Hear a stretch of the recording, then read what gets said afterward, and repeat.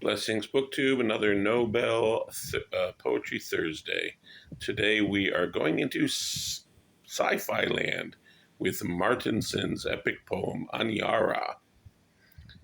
Gold under Anara shuts, the siren gives the wail for field egression by the known routine, and then the gyro spinner sets in, towing the goldener upward to the zenith light, where magnetrinos blocking field intensity soon signal level zero and field release occurs.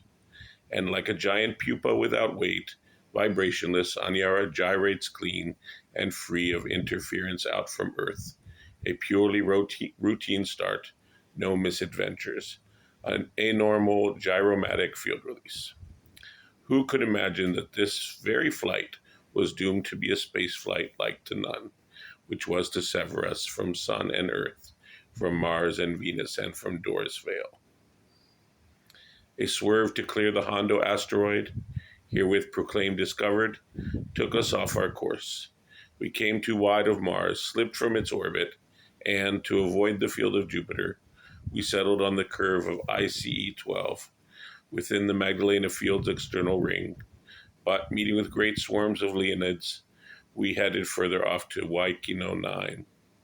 In the field of Sari 16, we gave up attempts to turn around. As we held our curve, a ring of rocks echographically gave back a torus image whose empty center we sought eagerly. We found it too, but at such dizzying angles that the passage to it led to breakdown of the Saba unit, which was hit hard by space stones and great swarms of space pebbles. When the ring had moved off and space had cleared, turning back was possible no longer. We lay with nose cone pointed at the lyre, nor could any change in course be thought of. We lay in dead space, but to our good fortune the gravitation works were still in service, and heating elements as well as lighting were not disabled. Of other apparatus, some was damaged, and other parts less damaged could be mended. Our ill fate now is irretrievable, but the Mima we hope, until the end.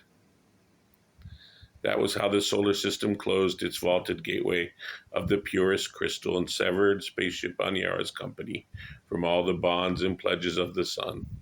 Thus given over to the shock-stiff void, we spread the call sign Anyara wide in glass-clear boundlessness, but picked up nothing. Those space vibrations faithfully bore round our proud Anyara's last communique on widening rings, in spheres and cupolas. It moved through empty spaces thrown away. In anguish sent to us in Anyara, our call sign faded till it failed. Anyara. In anguish sent by us in Anyara, our call sign faded till it failed. Anyara. Right, so did you know that there was first of all, did you know there was a long, epic science fiction poem, let alone by a Nobel laureate? I bet you did not. If you did, wow, kudos. So hope you're enjoying these poems from Nobel land, and I'm going to keep this going on Thursdays, and I'd love it if you'd comment to let me know that you like the series and you're out there. So I'm not just, reciting into the void. That would be lovely. Please subscribe and share and comment and like and all that good stuff. Thank you very much. And you can read the rest of this poem. It's pretty fast read. It's not the greatest poetry, but it's an okay sci-fi story. It was from the year, I want to say it was from the year they gave it to two Scandinavians to share, which, made a lot of Scandinavian winners. And that caused some comment, but we'll leave it at that. All right, cheerio.